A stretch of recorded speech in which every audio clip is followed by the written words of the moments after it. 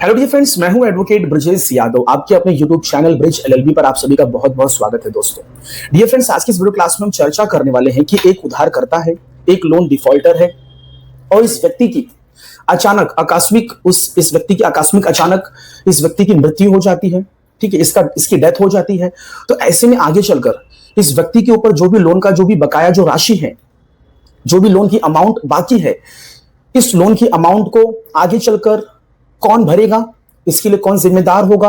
कौन रिस्पॉन्सिबल होगा। और जो लोन की जो कंपनियां हैं, ऐसे में जब लोन डिफॉल्टर की या फिर जो भी उधारकर्ता है, इसकी जब मृत्यु हो जाती है, तो ऐसे में जो लोन कंपनियां हैं, किस व्यक्तियों से,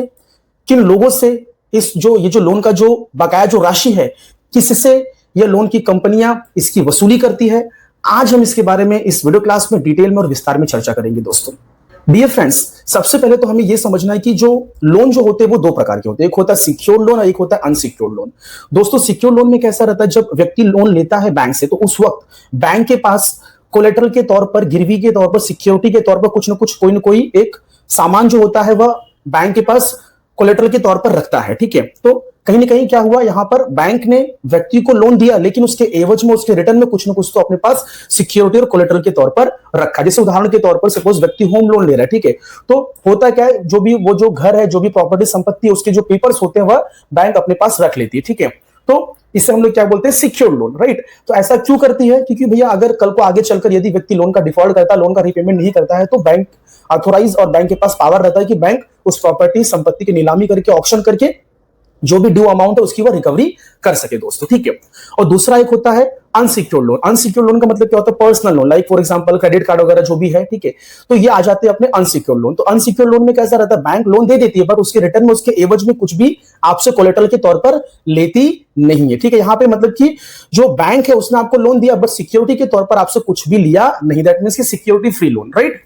तो दोस्तों, ये जो मैंने आपको दोनों प्रकार के जो लोन बताए, ठीक है, यदि किसी भी प्रकार का कोई भी लोन यदि कोई व्यक्ति लेता है और वह लोन का डिफॉल्ट करता है, लोन की ईएमआई को नहीं भरता है, ठीक है, या फिर आगे चलकर ओके लोन डिफॉल्ट तो हुआ, ठीक है, और आगे चलकर उस व्यक्ति की, ठीक है, आकस्मिक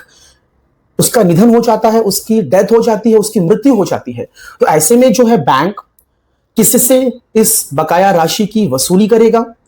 और इस बकाया राशि, इस लोन की जो भी अमाउंट है, जो पेंडिंग है, जो बकाया है, इसके लिए कौन जिम्मेदार होगा, कौन इसके लिए रिस्पॉन्सिबल होगा, इसके बारे में हम अब आगे चर्चा करेंगे। डियर फ्रेंड्स, लोगों के मन में एक धारणा रहती है कि लोन डिफॉल्टर या फिर जो उधारकर्ता है उसकी मृत्यु होने के बाद जो भी लोन की बकाया राशि रहती है वह उस अमाउंट को जो लोन कंपनियां है वह माफ कर देती है। मतलब कि अब उसको रिटर्न चुकता करने की जरूरत ही नहीं है, ऐसा लोगों के मन में एक धारणा बनी है दोस्तों। लेकिन ऐसा कुछ नहीं है, यह बात गलत है, इसमें सच्चाई बिल्कुल भी नहीं है। उधारकर्ता लोन डिफॉल्टर की मृत्यु होने के बाद जो बकाया जो राशि होती है, उनके जो भी उस लोन अग्रीमेंट में जो भी जो उधारकर्ता, जो को बोरोवर्स होते हैं, जो लोन के जो गारंटर्स होते हैं, और अपने जो कानूनी जो उत्तराधिकारी, जो लीगल हेयर्स होते हैं, ये कहीं ना कहीं रिस्पॉन्सिबल होते हैं, इनको बकाया राशि का भुगतान करना पड़ता है दोस्तों। फ्रेंड्स, सबसे पहले मैं एक एग्जांपल ले लेता हूं। सबसे पहले जो लोन का जो पहला जो प्रकार है सिक्योर लोन, में इसका उदाहरण मैं आपसे इसका एग्जांपल लेता हूं कि सिक्योर लोन के केस में जो लोन डिफॉल्टर जो उधार करता है उसकी यदि मृत्यु हो जाती है, तो ऐसे केस में जो लोन कंपनियां है वह किससे इसकी बकाया राशि की जो वसूली है वह किससे, किन व्यक्तियों से करेगी। सबसे पहले हम सिक्योर लोन के बारे में जरा समझ लेते हैं दोस्तों। ठीक है, कि सिक्योर लोन वाले केस में क्या होगा। डियर फ्रेंड्स, जब बैंक लोन देती है, सिक्योर लोन जब देती है, राइट, तो उस वक्त जो बैंक होती है सिक्योर लोन वाले केस में, सिक्योर लोन वाले केस में बैंक अपने पास कोलेटरल के तौर पर कुछ ना कुछ तो अपने पास रखती है, राइट। दूसरी चीज, जब लोन ले रहे थे तो उस वक्त क्या होता है, जो बैंक वाले जो होते, जो बैंक होती, जो लोन कंपनियां जो होती है, वो क्या करती है, किसी न किसी एक दो व्यक्ति को और को भी उसमें क्या करती है, सह उधारकर्ता के रूप में उनको जोड़ लेती है, राइट। सपोज फॉर एग्जांपल, उदाहरण के तौर पर मैं एग्जांपल ले रहा हूं मैं, सपोज व्यक्ति ने होम लोन लिया, ठीक है, तो होम लोन में क्या होता है, एक जो उधारकर्ता वो होता है और एक को ओनर्स भी होते हैं, ठीक है, एक या दो को ओनर्स, दैट मींस कि सह उधारकर्ता, उनको भी उसके अंदर वो जोड़ लेता है। और साथ ही साथ लोन देते वक्त जो बैंक है, जो एनबीएफसी या फिर जो भी फाइनेंशियल इंस्टीट्यूशन जिन्होंने लोन दिया है उस व्यक्ति को, वो क्या करते हैं, जब लोन देते हैं तो लोन देते समय उस वक्त वो क्या करते हैं, अपने लोन एग्रीमेंट के अंदर क्या करते हैं, कुछ गारंटर्स जो होते हैं, लाइक एक या दो जो भी है गारंटर्स को भी साथ में वो जोड़ते हैं, राइट। और घर के जो अदर मेंबर्स है, जो कि उस लोन डिफॉल्टर या फिर उधारकर्ता के जो वारिस होते हैं, जो उनके लीगल हेयर्स या फिर कानूनी उत्तराधिकारी जो होते हैं उनको भी, उनके भी डिटेल्स जो बैंक होती है वो अपने पास रखती है। उनका जो पर्सनल जो इंफॉर्मेशन होता है वो भी बैंक अपने पास लेती है जब वह लोन देती है सिक्योर लोन। तो कहीं ना कहीं बैंक ने जब सिक्योर लोन लिया तो आपके घर के आपके फैमिली मेंबर्स का पूरा डिटेल अपने पास रख लिया। तो उधारकर्ता प्लस उधारकर्ता जो बोरोवर्स होते हैं उनका डिटेल्स, प्लस जो उनके उत्तराधिकारी है, जो लीगल हेयर्स उनका डिटेल्स, राइट, परिवार के जो मेंबर्स है उनका डिटेल्स, सबका वह डिटेल्स अपने पास बैंक रख लेती है। तो ऐसे में जब आगे चलकर जब उधारकर्ता या फिर लोन डिफॉल्टर की जब मृत्यु हो जाती है तो बैंक किस प्रकार से इसकी वसूली करती है, ठीक है। सो डियर फ्रेंड्स, सबसे पहले तो बैंक जो है वो क्या करती है कि भाई जो को ओनर्स होते, जो सह उधार जो करता होते हैं उनसे संपर्क करती है कि भाई ये जो उधारकर्ता थे इनकी अब मृत्यु हो गई, आप इस लोन के अंदर, इस लोन अग्रीमेंट के अंदर, इस कॉन्ट्रैक्ट के अंदर आप सह उधारकर्ता थे, आपको बोरोवर्स थे, तो अब आपकी जिम्मेदारी बनती है कि आप इस लोन का जो भी अमाउंट ड्यू है, जो भी टोटल जो बकाया राशि है, आप इसका रीपेमेंट करेंगे। इस प्रकार से जो लोन कंपनियां होती है वह को ओनर से क्या करती है, संपर्क और कांटेक्ट करती है दोस्तों। अच्छा, यदि को ओनर्स नहीं देता है, उनसे बैंक काफी टाइम्स उनका फॉलोअप लेती है, उनसे बातचीत करती है, ठीक है, और ऐसे में यदि बैंक असफल हो जाती है, ठीक है, उनसे बकाया राशि की प्राप्ति में, तो आगे चलकर और क्या होता है, जो उस लोन लेते वक्त जो लोन गारंटर बने थे उनसे क्या करती है कंपनी, जो लोन कंपनी वो उनसे कांटेक्ट करती है कि भाई आप लोन गारंटर थे इस केस में, इस लोन में, तो आपकी जिम्मेदारी बनती है कि आप लोन का जो बकाया राशि आप भरिए। तो कहीं ना कहीं जो लोन, जो बैंक होती, जो लोन कंपनियां होती, वह को ओनर्स सा उधारकर्ता और जो गारंटर होते लोन के, उन दोनों से क्या करती है, कांटेक्ट करती है। यदि यहां से भी पैसे यदि नहीं निकलते दोस्तों, तो अगला आगे कौन इसके लिए जिम्मेदार होगा, तो जो लीगल हेयर्स, जो कानूनी जो उत्तराधिकारी जो होते हैं, लाइक जैसे लोन डिफॉल्टर की मृत्यु हो गई तो उसके जो वारिसदार होंगे, ऐसे लोगों से क्या करती है लोन कंपनियां या फिर जो भी आपकी बैंक एनबीएफसी है वह क्या करती है, कानूनी जो उत्तराधिकारी जो होते हैं लोन डिफॉल्टर के, जो लीगल हेयर्स होते हैं, उनसे क्या करती है, ये बैंक संपर्क करती है और इन्हें कहती है कि भाई ये इतना इतना अमाउंट लोन का बाकी है, बाकी राशि है, आप इसको भर दीजिए। तो ऐसे में होता क्या है, जो उत्तराधिकारी जो होते, जो लीगल जो हेयर्स होते, वो कहां तक, कितने अमाउंट तक वो रिस्पॉन्सिबल होंगे। सो डियर फ्रेंड्स, उस उत्तराधिकारी, उस लीगल हेयर्स को, उस लोन डिफॉल्टर जिसकी मृत्यु हो गई, उससे जो भी अमाउंट वारिस के रूप में, उत्तराधिकारी के रूप में जो भी अमाउंट उसको ट्रांसफर होता है, उतने ही अमाउंट के लिए वह जो उसका लीगल हेयर्स होगा वह जिम्मेदार और रिस्पॉन्सिबल होगा। जैसे कि 2 लाख की प्रॉपर्टी लीगल हेयर्स के रूप में उनको मिली तो वो 2 लाख रुपए तक ही रीपेमेंट कर सकते हैं दोस्तों, ठीक है। अगली चीज दोस्तों, सिक्योर लोन के केस में उधारकर्ता ने, लोन डिफॉल्टर ने जब बैंक से लोन लिया था, तो ऐसे केस में जो बैंक होती है जब वो लोन देती है तो भविष्य में, फ्यूचर में उनका जो भी लोन का अमाउंट है वह आसानी से उनको मिल जाए, इसलिए जो बैंक, जो कंपनियां होती हैं, जो एनबीएफसी या फिर जो भी फाइनेंशियल जो इंस्टीट्यूशंस होती हैं, वो क्या करती है, उस लोन के अमाउंट के बराबर में, इक्वल में एक इंश्योरेंस की पॉलिसी, एक बीमा ले लेती है, जिससे कि कल को भविष्य में लोन डिफॉल्टर या फिर जो उधारकर्ता है इसकी मृत्यु हो जाएगी तो जो बीमा जो कंपनियां हैं उनसे हम क्या करेंगे, इस लोन की बकाया राशि को हम क्या करेंगे, इनसे जो इंश्योरेंस की जो कंपनियां जो होती, जो बीमा कंपनियां होती हैं, इनसे हम क्या करेंगे, इसकी वसूली करेंगे, इसकी भरपाई करेंगे। अब ऐसे में ये सारे जो ऑप्शंस यदि खत्म हो जाते हैं, सह उधारकर्ता ने नहीं दिया पैसा, लोन गारंटर ने नहीं दिया, कानूनी उत्तराधिकारी ने पैसा नहीं दिया, तो ऐसे में अब लास्ट ऑप्शन, तो बैंक के पास लास्ट ऑप्शन होता है कि भैया जो भी कोलेटरल के तौर पर जो भी चीजें, जो भी प्रॉपर्टी, जो भी संपत्ति बैंक के पास सिक्योरिटी के तौर पर रखी गई थी, अब उसको क्या करेंगे, उसकी नीलामी करेंगे, उसका ऑप्शन करेंगे, जो भी अमाउंट वहां से निकलेगा उससे हम क्या करेंगे, लोन की जो बकाया राशि है उसको हम क्या करेंगे, चुकता करेंगे दोस्तों। तो ये था सिक्योर्ड केस के, सिक्योर्ड लोन के केस में यदि लोन डिफॉल्टर उधारकर्ता की मृत्यु हो जाती है तो उसके बाद बैंक किस प्रकार से, किन लोगों से बकाया राशि की वसूली करती है दोस्तों, इसके बारे में मैंने आपको बता दिया। दूसरी, अगर जो लोन है, अगर यदि वह लोन अनसिक्योर्ड है, अगर वह लोन अनसिक्योर्ड है, तो डियर फ्रेंड्स, अनसिक्योर्ड वाले केस में कैसा रहता है, बैंक लोन दे देती है, एनबीएफसी या फिर किसी भी प्रकार की कोई भी लोन कंपनियां है जो लोन दे देती है, राइट। तो लोन जब देती है तो उसके एवज में, उसके रिटर्न्स में वो उधारकर्ता से या फिर जो भी लोन डिफॉल्टर होते हैं उनसे सिक्योरिटी के तौर पर, कोलेटरल के तौर पर कुछ भी चीजें अपने पास रखती नहीं है, दैट मींस कि सिक्योरिटी फ्री। लेकिन दोस्तों जब बैंक लोन देती है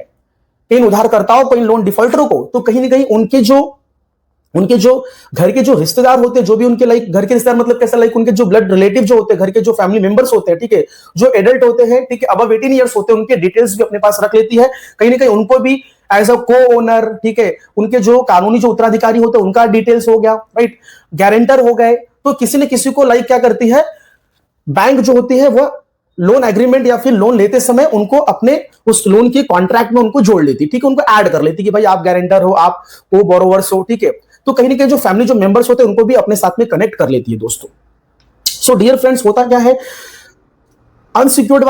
लोन वाले केस में क्या होता है, बैंक इन सभी से अप्रोच करती है या फिर उनकी जो थर्ड पार्टी जो एनबीएफसी के जो थर्ड पार्टी जो रिकवरी जो एजेंट्स होते हैं वो सब क्या करते हैं, इनके जो भी जो को बोरोवर्स होते हैं या फिर जो भी उनके जो गारंटर्स होते हैं वो हो गए या फिर जो उनके लीगल हेयर्स हो गए, उनके जो कानूनी जो उत्तराधिकारी हो गए, ये सब लोगों से कॉन्टेक्ट करती है, राइट। और जब इन लोगों से सबसे कॉन्टेक्ट करने के बाद भी यदि जो बैंक है, जो एनबीएफसी जो या फिर जो फाइनेंशियल जो इंस्टीट्यूशंस है, यदि इनसे पैसे बकाया राशि, लोन की बकाया राशि जब वसूली नहीं कर पाती है, ठीक है, इन सभी से उन्होंने कांटेक्ट किया, कोशिश की, ठीक है, रिक्वेस्ट किया, बातचीत किया, बट फिर भी लोन के अमाउंट की रिकवरी नहीं हो पाती है। सो दोस्तों, अनसिक्योर्ड वाले केस में तो बैंक के पास सिक्योरिटी के तौर पर कुछ तो है नहीं, कोलेटरल के तौर पर कुछ तो है नहीं, तो अब ऑप्शन क्या है, तो धीरे धीरे समय बीत जाता है, 90 दिन के ऊपर हो जाता है, 2 महीना 3 महीना 4 महीना सब लोगों से कांटेक्ट किया, सबसे बातचीत किया, बट कहीं से भी अमाउंट की रिकवरी, बकाया जो लोन की जो राशि है उसकी रिकवरी नहीं हो पाती दोस्तों। तो होता क्या है, गारंटर हो गए, को बोरोवर्स हो गए, सबके खिलाफ कार्रवाई तो होती है, सबसे बातचीत होती है, कॉल्स, मैसेज, ठीक है, सभी लोगों से कांटेक्ट किया जाता है, बट होता क्या, अंततः सिक्योरिटी के तौर पर कुछ भी नहीं है, तो बैंक क्या करता है, रिकवरी नहीं कर पाता है। तो क्या होता है भाई, नियम है कि अगर 90 दिन के ऊपर हो जाता है, लगातार कंटिन्यूअसली हर महीने ईएमआई नहीं आती है, तो आगे चलकर क्या होता है, आरबीआई की गाइडलाइंस के मुताबिक वो जो लोन अकाउंट है उसको एनपीए में ट्रांसफर करना पड़ता है, ठीक है, एनपीए डिक्लेयर कर देना पड़ता है। मतलब कि जो भी कंपनी ने जो भी लोन्स एंड एडवांसेस दिए थे, अब उस लोन्स एंड एडवांसेस से कंपनी को कोई भी इनकम जनरेट नहीं हो रही है, तो वह जो लोन अकाउंट है एनपीए में चला जाता है। और धीरे धीरे आगे चल के जब ऐसा लगता है कि भाई अब लोन की अमाउंट रिकवर नहीं हो पाएगी, तो बैंक क्या करता है, उस एनपीओ को अपना लॉस एसेट मान लेता है और लॉस एसेट मानकर राइट ऑफ कर देता है, और वहां पे लोन अकाउंट अपना जो लोन अकाउंट है वो क्लोज हो जाता है दोस्तों, ठीक है। तो क्या होता है, अनसिक्योर्ड वाले केस में जो चांसेस रहते हैं उसमें क्या रहता है, बैंकिंग जो कंपनी जो लोन की जो कंपनियां होती है उनमें थोड़ा सा जो लोन की जो रिकवरी का जो प्रोसेस होता है थोड़ा सा वो कॉम्प्लिकेटेड, थोड़ा सा डिफिकल्ट हो जाता है। और बहुत बार तो ऐसा भी देखा गया है कि लोन जो कंपनियां होती है वह अपनी बकाया राशि को लोन डिफॉल्टर की मृत्यु के बाद वसूल नहीं कर पाती, रिकवरी नहीं कर पाती है, और आगे चल के उनका जो लोन अकाउंट है वह एनपीओ हो जाता है, और आगे चलकर उस लोन अकाउंट को राइट ऑफ करना पड़ जाता है, और उसको लॉस एसेट मानकर ये समझ लेते हैं कि भैया अब तो पैसा मिलने वाला ही नहीं है, क्योंकि लोन डिफॉल्टर तो पहले ही चला गया। बाद में जिन लोगों को जिम्मेदार बनाया गया था, को ओनर, लोन गारंटर्स, जो भी कानूनी जो उत्तराधिकारी थे, वो सबके सब ने मना कर दिया कि हम नहीं दे पाएंगे, हमारे पास पैसे नहीं है। तो लास्ट में एक ही उपाय बचा कि भैया एनपीओ तो होना ही था, एनपीओ होने के बाद क्या होता है, और वेट करते हैं, तो एक समय सारणी के अनुसार 12 महीने के ऊपर हो गया, ठीक है, 15 महीने, 2 साल, 1 साल जो भी है, अबव 12 मंथ हो जाते हैं, तो आगे चल के धीरे धीरे उस लोन अकाउंट को लॉस एसेट मानना पड़ता है और उसको राइट ऑफ करना पड़ता है दोस्तों, तो लोन अकाउंट क्लोज हो जाता है। सो डियर फ्रेंड्स, तो ये मैंने आपको बता दिया कि जब लोन डिफॉल्टर या फिर उधारकर्ता की मृत्यु हो जाती है तो किस प्रकार से जो लोन कंपनियां होती हैं वह अपने बकाया राशि की वसूली किस प्रकार से करती है दोस्तों। डियर फ्रेंड्स, मेरा एक लास्ट सभी लोगों को एक मैसेज होगा,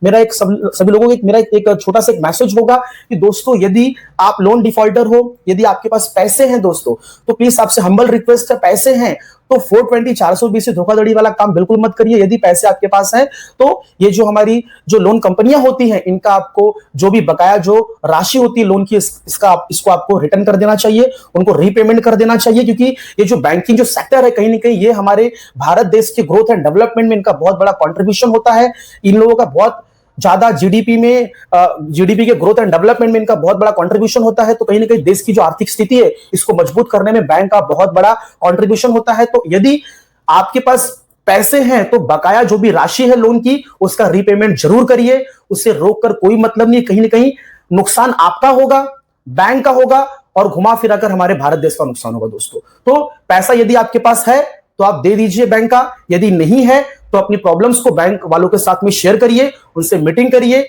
उनसे डिस्कशन करिए, अपनी प्रॉब्लम्स को शेयर करिए, और जहां तक हो सकता है नेगोशिएशन के लिए जाइए, सेटलमेंट के लिए जाइए, और बैठकर अपने लोन अकाउंट को बकाया राशि देकर अपने लोन अकाउंट को क्लोज करवाइए और सुखी जिए दोस्तों। सो डियर फ्रेंड्स, ये मेरा वीडियो यहां पे समाप्त होता है। यदि यह मेरा वीडियो आपको यदि पसंद आया, अच्छा लगा हो, तो मेरे इस वीडियो लेक्चर्स को, इस वीडियो क्लास को आप लाइक करिए, शेयर करिए दोस्तों के साथ में। यदि मेरे वीडियोस आपको अच्छे लगते हैं तो मेरे चैनल को सब्सक्राइब करिए और यदि मन में कोई प्रश्न है, कोई डाउट है, कोई शंका है, तो मैं आपकी मदद के लिए यहाँ पे बैठा हूं दोस्तों। कमेंट बॉक्स में जरूर लिखिए, मैं उसका जवाब आपको जरूर दूंगा। और मैं अपना एक लीगल हेल्प नंबर मैंने देके रखा है, यदि कुछ भी डाउट्स, कुछ भी मन में शंका या फिर कोई नोटिस आती है, कोई लीगल नोटिस आती है, यदि आपको नहीं समझ में आ रहा है, तो आप मुझे उस नोटिस को मेरे व्हाट्सएप नंबर पे मुझे शेयर करिए, उसका मैं आपको जवाब दूंगा, आपको समझाऊंगा और आपको कानून का जानकार बनाऊंगा दोस्तों। थैंक यू सो मच, धन्यवाद दोस्तों।